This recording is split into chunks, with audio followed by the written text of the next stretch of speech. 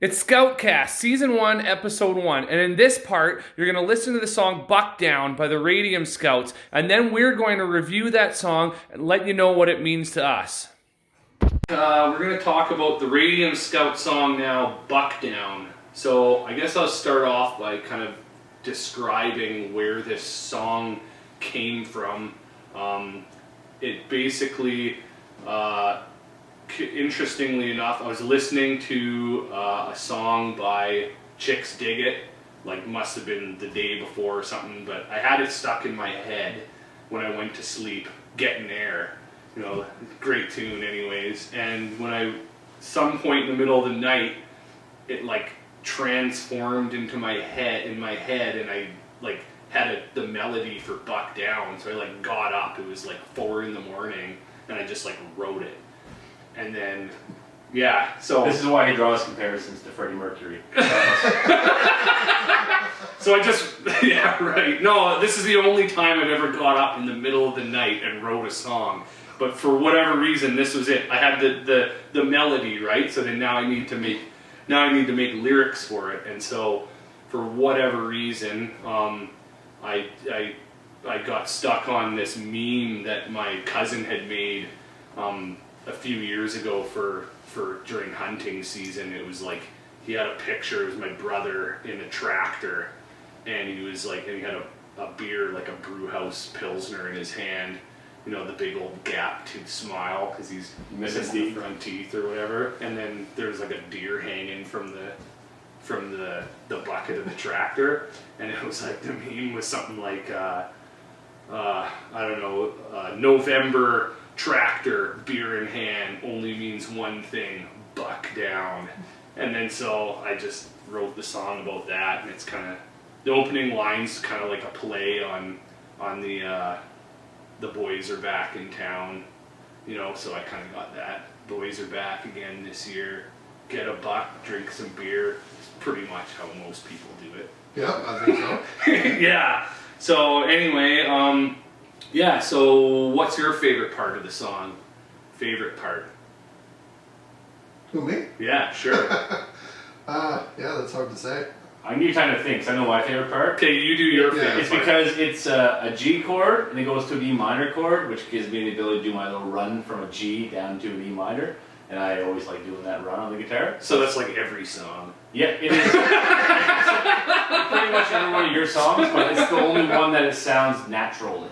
Oh. So the other ones I don't do it because it doesn't have the same rhythm. And it's also just filled with all sorts of other garbage. Yeah, of course, yeah. Yeah, fuck. I'll start thinking more about that when I write songs. Be like, do not fill this part with garbage. Well, I only know how to do like 3 different runs, so the options are limited where I can throw those in there. So Nice. Yeah. I think what I liked about Buck Down was that, honestly, it was short, Okay. and it was up-tempo, Yeah. so it was pretty upbeat too. And And we all actually knew it. yeah, that helped too. Yeah, that was the one that everybody, It was just like, when we got to the recording part, we were like, well, Buck Down's the easiest one. Yeah. well, it's also the one that every jam is like we had to force ourselves not to start with that one because that one's just so simplistic and just is a good warm up to it. Yeah. So we have to like force ourselves to play something different to warm up. So like, we always play this one. Let's play something else. Let's play that song probably 5 times more than the next closest song that you know as far as sheer number of times. Yeah. Yeah. Yeah. Frankly, I hope we never play it again.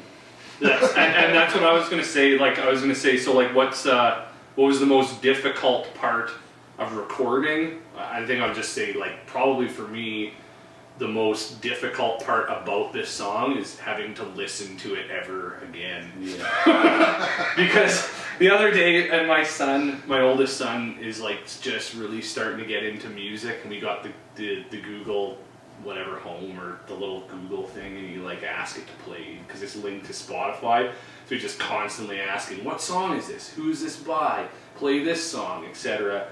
But he's like recently been like, play Radium Scouts. I'm like, God, don't fucking play the Radium Scouts. So you say that, but I came to my brother-in-law's vehicle the other day, and I sit in, and sure enough, they have the Radium Scouts album on, and And my brother-in-law's like, yeah, so every time I drive him to school or we go to hockey practice, he wants to listen to like this pump up music kind of thing. Like he wants to listen to Radium Scouts always. And Gotcha. I'm like, yeah, sure. I thought you're just pumping our tires, right? I didn't believe him.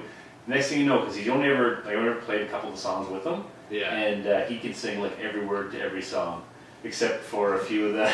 It's like, crazy how it just like makes an impression on people. Yeah, he might not even know the actual words, but he makes just kind of the sounds of the words, because a lot of them are kind of sometimes a little bit garbled or whatever. Yeah. But he's still like, he knows the rhythm, and especially when he gets to the choruses of the song, he's like, oh, and you can hear him sing along. Like, that's actually like pretty cool that he's like singing along to like our music rather than just some, you know.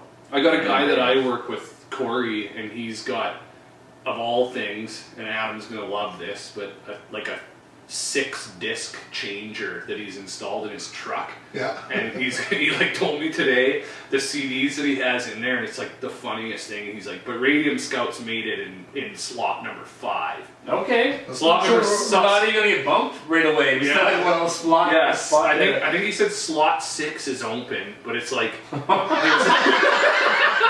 okay, well, maybe cut that part because it doesn't sound nearly as impressive. Yeah.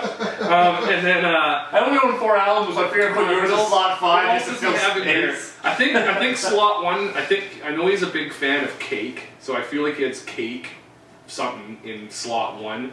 And then he also said he has an Ace of Base. And then this is the best part. I'm like, okay, yeah, which Ace of Base? He's like, yeah, I'm pretty sure they only made 1. I'm like, oh yeah.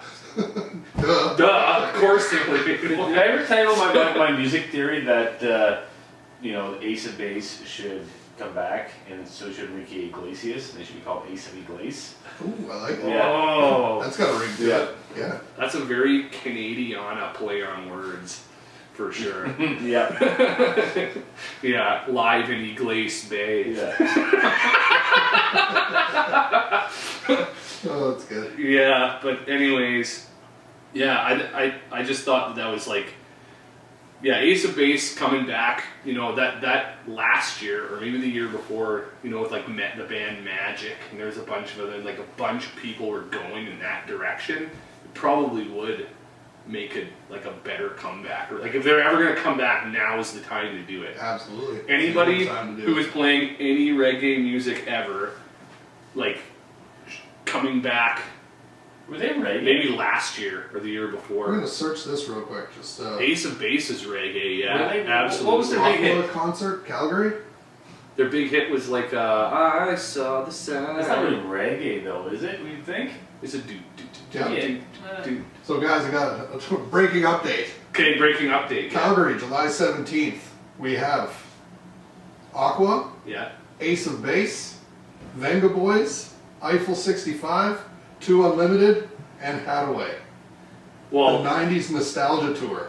holy shit. That's like, what is that that? 90s like Dance 2 or 3 hit, 95 2 to or 3 hit 7 wonder tour. Dance actually- Mix 95 to 97 tour. I was 65. They was singing that blues song. That's right. Yeah, that's right. That was later. That's Yeah. like 99-ish. The little blue aliens that are really poorly animated. Yeah. So basically, yeah, so they're calling it the Electric Circus Edition, which pays tribute to the iconic Much Music show. Yeah, I guess it would.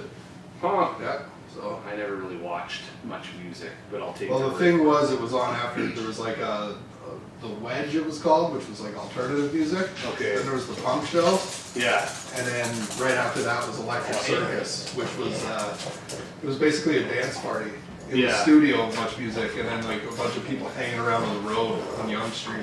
And, Oh, I remember. So is that where Todd Walsh? Is that the Todd Walsh era or before? yeah, I Todd think it was Walsh? around the Todd Walsh era for sure. Yeah.